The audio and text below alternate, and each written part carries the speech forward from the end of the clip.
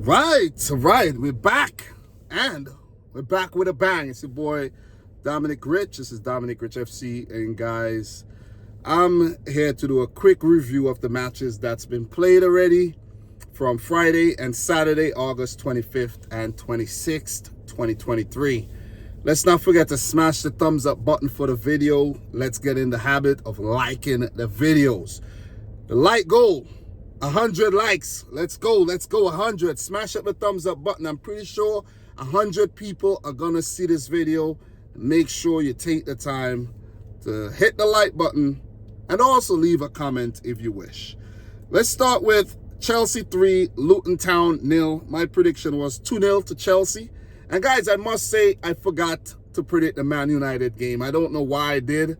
Maybe because Man United are irrelevant these days, insignificant, you know what I'm saying? Outdated. Maybe that's why. But to be honest though, it was a huge foresight on my behalf. I really forgot that they played. I forgot that they play football still, to be honest. I'm just kidding. But 3-0 to Chelsea, and I have to say that Pochettino and his boys were really impressive on the night, and it was a convincing win against newly promoted Luton Town, and this is expected. You see what I mean? If Chelsea had picked up any other result against Luton Town, it would be a cause for concern. Raheem Sterling with a brace. He was magnificent in the match. He looked good so far this season, and he delivered big time. This is reminiscent of Raheem Sterling in full flight at Manchester City, running down the right wings. He did link up very well with Malo Gusto, who's deputizing tremendously for injured captain Reece James. So give it up to Chelsea, man. They are dealing with some injuries, and it didn't look like it out there on the night. So Nicholas Jackson, I have been criticizing the youngster. I don't think he's proven, enough to be Chelsea's main man, but under pressure, it could either make you or break you. But Nicholas Jackson scored a really good goal.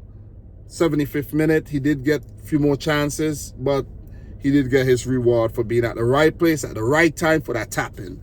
So 3-0 to Chelsea. It did get a lot of chances. Gallagher, Jackson himself, Raheem Sterling, 19 shots at goal, 8 on target, 68% on the ball. Luton Town, very poor, not enough cutting edge up top, and they suffered again. Second defeat this season, I think. They only played twice, and they've lost both games. So it's not looking good at all, man. Luton Town, I think, are playing for survival.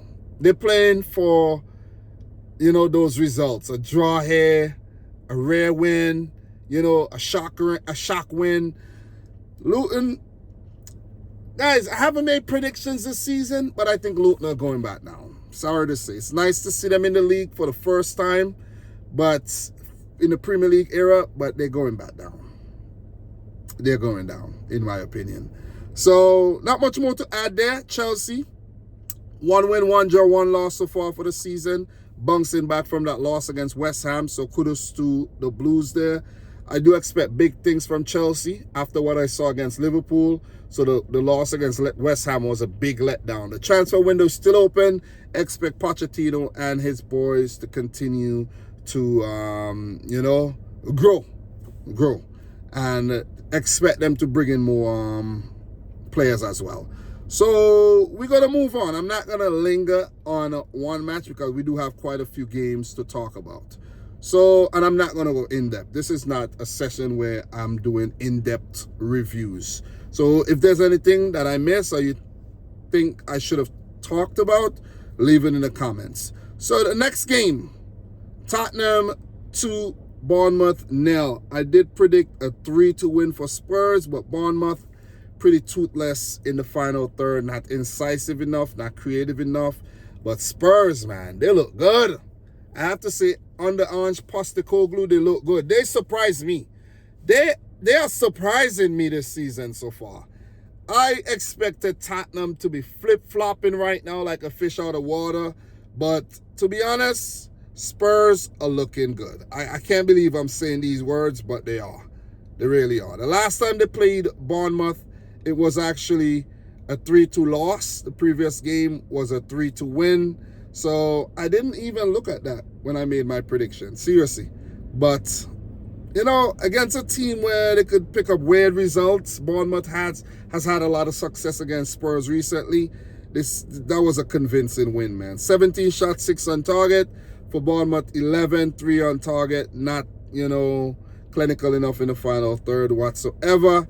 And I have to say Spurs were impressive. Goals from James Maddison in the 17th minute. You know, last season, I was actually, when I used to do all my live streams, I used to say I wish Man City could actually sign James Maddison. And I think we dropped the ball by not signing James Maddison. It would have cost City a lot of money, or maybe not, but we should have signed him because I think he is one of England's most creative player. And if you want a player to replace Kevin De Bruyne, James Maddison was a perfect player. I would have loved to have, you know, Calvin Phillips, John Stones, James Maddison, Phil Foden, Jack Grealish, all in the same team, but it's Spurs that scooped him up. It's a great business by Spurs. You know, he's been picking up the assists, he's been scoring goals, and he's delivering. He's now a fan favorite at Spurs. So kudos to him. Dejan Kulusevski in the 63rd minute. Oh man, Destiny Udogie. He's looking good, man. He's looking good on the left back. Pippin Ben Davies to that spot, and he set up that goal. So Spurs did look really good on the day. One concern for Spurs, though, it's Heung-min Son's form. Yeah, without Harry Kane, it seems like Son he's not cooking. He needs to put on his chef's hat, and he needs to turn on the stove, and he needs to start cooking, man, because Spurs are gonna need him for sure. You know, but they look good. I have to say, they do look good. I almost said Malang Sarr, but Pape Matar, the Senegalese, he had a good game again. Yves Bissouma, he did look very, very solid. And even Vicario in goal has looked good for Spurs, I have to say. It's a player that I didn't know, but he's looked solid so far, man. Van de Ven in defense, he looked solid as well. Came over from Wolfsburg. Christian Romero, we know what he's capable of. Pedro Porro, solid match. So, look, Giovanni Lo Celso, he came off the bench. Is he going to stick around the squad? Is he going to be there for the whole season? Or are we going to see him go back out on loan?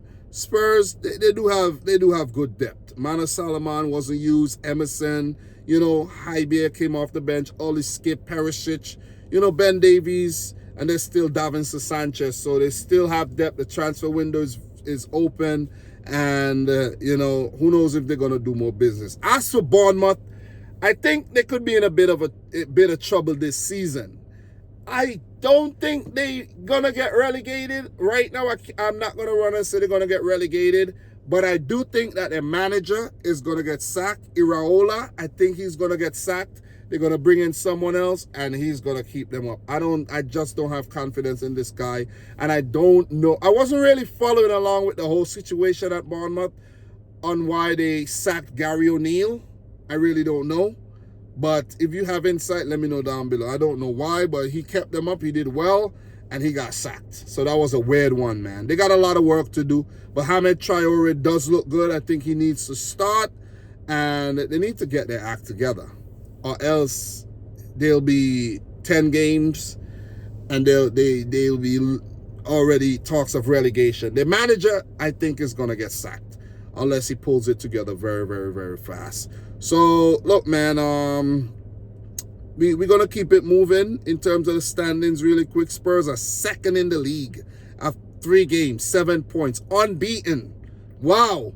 Bournemouth, they do have 1 point, and they've played 3 matches. So at least they got a point, man, and they're 16. So that's not a bad position to be in, but it's still very, very early in the season. So hard luck to Bournemouth. Guys, we're going to keep it moving, man. We got a few more games to talk about, and I don't want to drag this over 20 minutes at all. So Brentford won, Crystal Palace won. And the only reason I spoke a little bit more about that game is because I saw that one. I saw the Chelsea Luton as well. This one I didn't see. Brentford won, Crystal Palace won. Kevin Schade in the 18th minute. I'm happy to see that he scored because they paid a lot of money for him and he's not been productive. So it's nice to see him on the score sheet. And Joachim Andersen, I think, scored there. I think Joachim Andersen, the big Danish defender. Yep, Joachim Andersen scored the equalizer for Crystal Palace to earn them a point, 76th minute. So point apiece, I think it's a fair result. I did predict a win for Brentford, but it turned out to be a draw. Big point for Crystal Palace there under Roy Hodgson. So yeah, man, Thomas Frank still be a happy man, but I think they would have loved to see out that game for 3 points. So Brentford, they do have 5 points this season. They're still unbeaten. And as for Crystal Palace, they do have 1 win and a draw. Also a loss, 4 points. Not a bad start for Roy Hodgson and his boys at all. Transfer window is still open, guys. We're going to still see signings come in. We may still see outgoings. And not a bad start by both these clubs from London. Relegation ain't a thing they got to worry about, in my opinion. So we are going to keep it moving. And guys, I'm going to run down the next set of fixtures. And then I'm going to give some predictions sometime next week. I think we have League Cup matches coming up. So I don't know if I'm going to talk about those in terms of predictions, though. So let's move on, man. Let's move on. And I'm not feeling 100% either, guys. Maybe you could hear it in my voice a little. So the next game, I'm going to leave the Arsenal game for last. I'm going to leave that one. I'm going to leave that one for last, man. Oh, let's talk about the game that I didn't see. Everton 0, Wolves 1. Sasha Kaladzic in the 87th minute. I swore this game was going to end in a 0-0 draw. Oh, man, Everton are in trouble already. They are in trouble already, man. And this is a home match. Everton are bottom of the table. 3 matches, 3 losses. Transfer window still open. They're going to bring in players. I see them linked to a player from Udinese by the name of Beto. Don't know if that's the right player to bring in. They're going to spend big money on him. Almost 30 million, and I don't know if he's going to be the man, but they're in trouble. Bottom of the table. Still very early. Still very early. I don't think it's time to hit the panic button just yet. With Sean Dyche and Everton, they got to get their act together. You know what I'm saying? I don't think they should panic yet because Luton are not looking too good. Sheffield United are not looking too good. Bournemouth are not looking good. Burnley, you know what I mean? Not sure about Burnley. There's always teams like Forest that's going to be in the mix.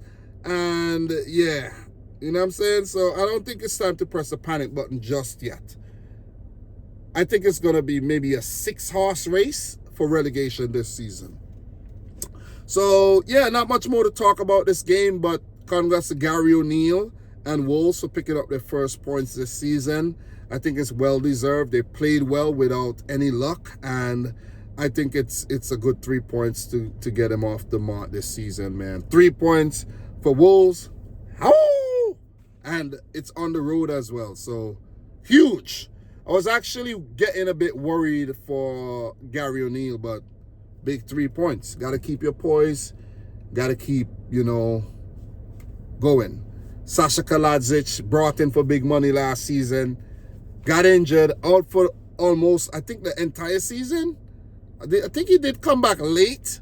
But with the departure of Raul Jimenez, he could now, him and Fabio Silva could now take up that mantle to get those goals for Wolves. I don't think they still don't score enough goals. And, even without Matheus Nunes in the team, remember he got suspended, they were able to pick up this win.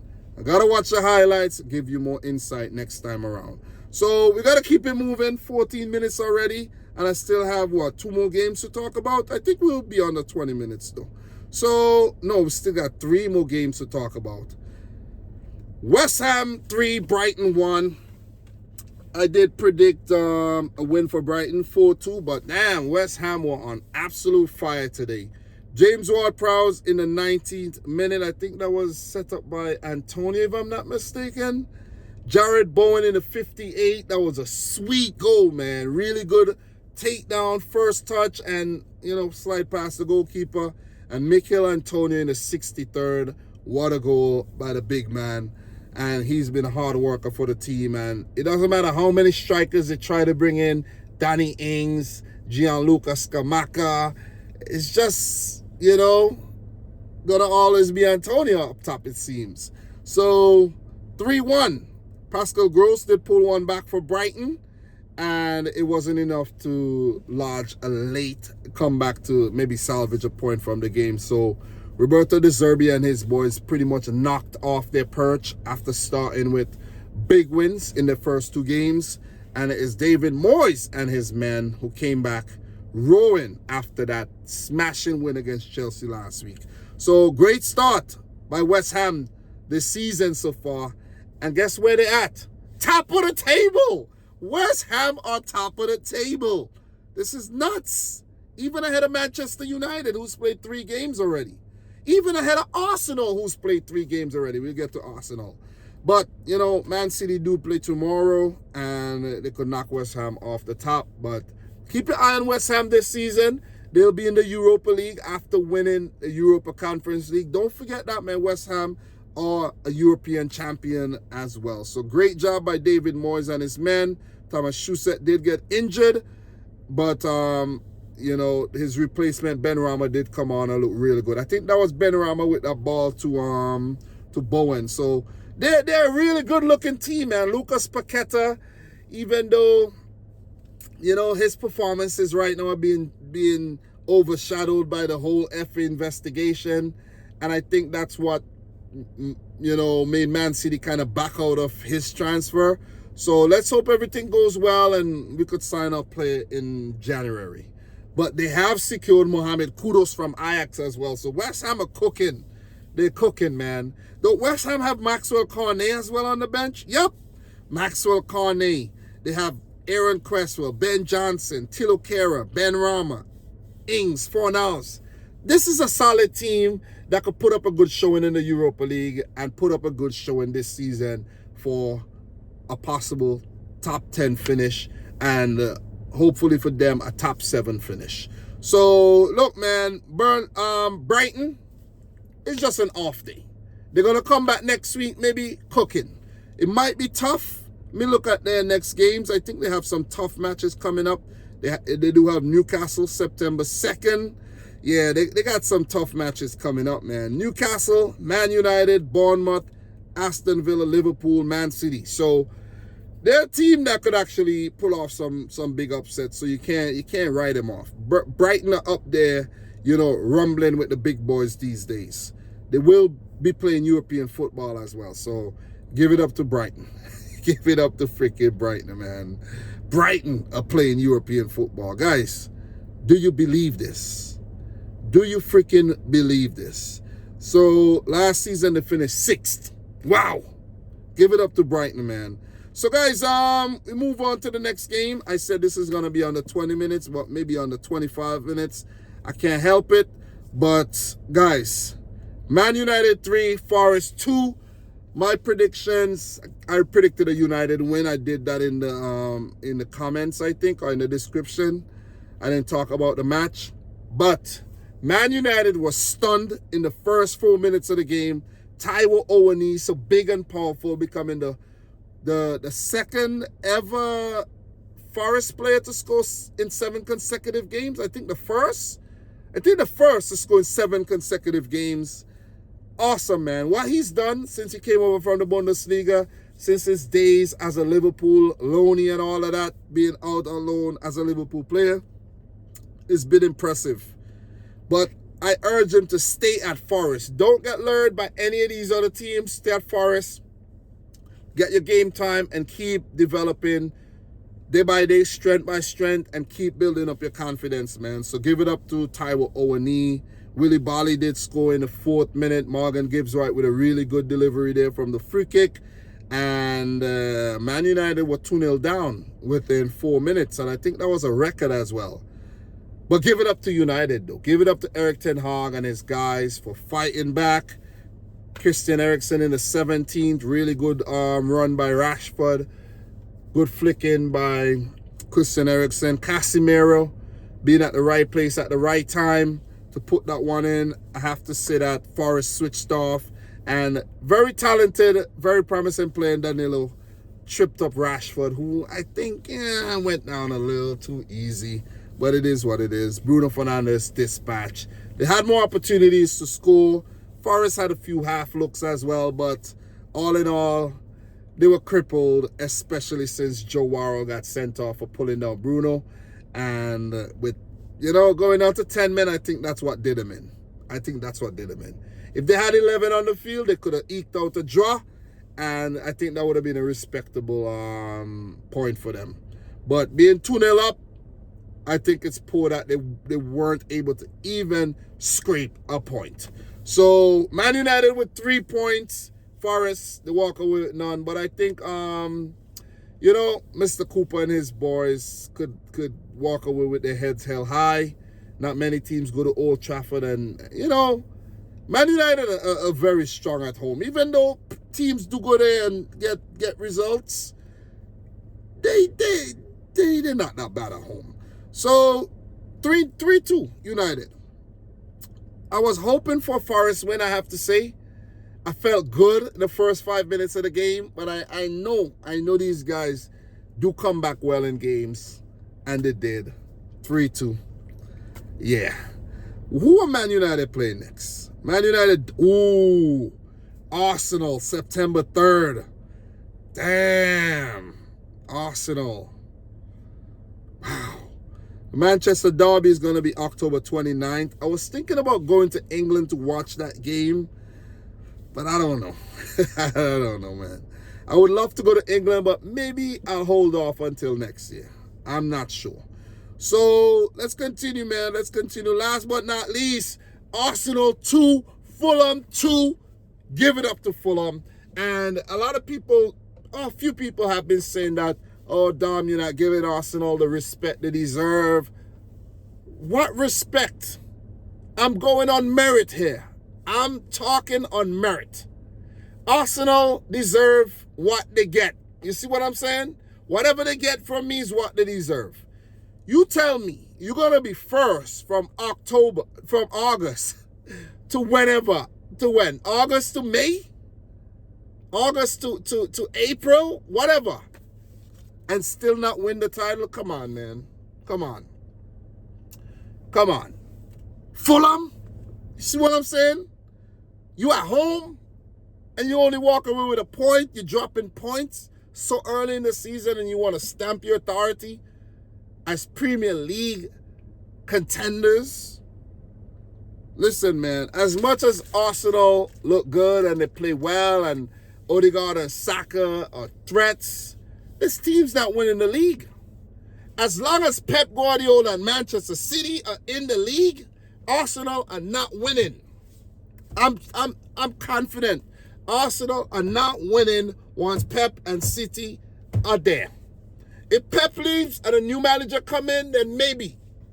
But right now, it ain't happening. Because they can't beat City. They can't beat Fulham. You know what I'm saying? And they're going to drop points all throughout the season. You see what? They're lucky they didn't lose today. And the fashion in which they concede these goals is a cause for concern. Their defense look raggedy today. It's all over the place. They got to figure this defense out. You got Thomas Partey, Ben White, Saliba, who Arsenal fans claim could be the best defender in the world. No way. You see what I mean? Kiwior. Listen, that's why you lost. Kiwior is not a left back. Thomas Partey is not a right back. You see what I mean? Not a right back. And Ben White has been playing at right back. You bring him in the middle. Make up your mind. Use the players you have at your disposal. Play the players in the right position. You see what I'm saying? You have the players. Use them. Use the freaking players, Arteta. Gotta blame you for this. If you check Arsenal's bench, right? Zinchenko should be playing left back. Gabriel should be playing center back along with Saliba, and play Ben White as the right back. Thomas Partey, drop him to the bench. Kiwior, let him warm the bench. These guys not ready yet. You see what I mean? If you're going to play, listen, if you're going to play Rice and Odegaard in the midfield with Havertz, Thomas Partey can't be in the team too. Make up your mind. It's either you drop Havertz or you drop Partey. Havertz again. Arsenal, you got to be a joke.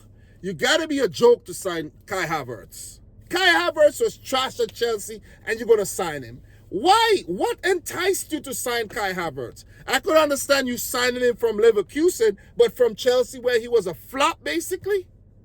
You see what I mean? And you're going to sign him? I know he scored a Champions League goal and all, whatever, to win the Champions League. But that's about it. Kai Havertz have thrown away more goals than he has scored. He's Timo Werner 2.0 if you ask me. And he's gone to Arsenal and he's doing the same damn thing. You bring it on Jorginho to see out the game. What he did? He saw you to a draw. But give it up to John Paulina, man. He's a beast. I wish Man City could sign this player, but we ain't got no more space. We don't have no more space. But he's a player that we should have signed. You know, why are we going for Matheus Nunes? Sign John Paulina, midfield enforcer. Sign him. He has a goal in him as well. Sign him up. Leave freaking Nunes by him over there at Wolves, man. I'm not a big fan of Nunes, but if we get him, it's whatever. I guess I have to support the player. But, you know, very good goal by Andreas Pereira. Saka, I think, gave away the ball. And Ramsdale off his line. Pereira, I think he tried to chip the goalie, but put it to his near post, scored. And Arsenal came roaring back. Saka with a penalty. Fabio Vieira brought on. I think that was some good substitutions made by Arteta, bringing in Zinchenko, Eddie Nketiah, Fabio Vieira, and those two players helped out. Nketiah with a really good goal. He's been coming up clutch. And the thing is, I feel for Eddie. He's been playing well. He's a clutch player, and Arteta keeps dropping him for fucking Havertz. I almost said Hazard because not much, you know, differences in the current Hazard. Did Hazard retire or something? I'm not even keeping up with Hazard. What's Hazard doing these days? Did he retire from football? You know what I'm saying? And freaking playing Trossard and these guys ahead of Nketiah. You know, despicable, man. Treat the youngster better than that, and you might get better results. So Calvin Bassey did get sent off in the 83rd minute. And even with Fulham going down to 10 men, Arsenal still could hold on to that 2-1 lead that they had. You see? And you telling me about title? Don't come tell me about no title, man. But anyways, guys, I don't want to go on any longer. This video is very, very long already. Let's just run through the games that's coming up tomorrow. I'm going to come back tomorrow with more heat. Tomorrow. Sheffield versus City. Burnley versus Aston Villa. Aston Villa did play in the Europa Conference League playoff, I think. And Newcastle, Liverpool. I'll be back to talk about these 3 games tomorrow. So, guys, Friday, September 1st, we got Luton, West Ham, Sheffield United, Everton, Man City, Fulham, Chelsea, Forest, Burnley, Spurs, Brentford, Bournemouth, Brighton, Newcastle, Crystal Palace, Wolves. We have Liverpool, Aston Villa, and Manchester United versus Arsenal. It's a big week next week, and I hope, you know, you're back to hear me talk about it. Yeah, that's the alarm. That's time to finish the video. Guys, thanks for watching. Almost half an hour. You know, it's like a live stream, you know what I mean? But I'm by myself. But guys, if you got to the end, appreciate it, man. Don't forget to smash the thumbs up button. Let me know if any big talking points I missed in the comment section down below. A few red cards again this week, you know what I mean? 4 red cards this week. We've seen a lot of, I think we already had 9 red cards already this season. Or maybe about 15. Maybe about 15. But guys, your boy Dom is back with a bang. Subscribe if you're new. Like the video if you haven't yet done so. And until my next one. Oh, man, I'm not feeling well. Peace out. Rich Squad. I'll talk to you soon.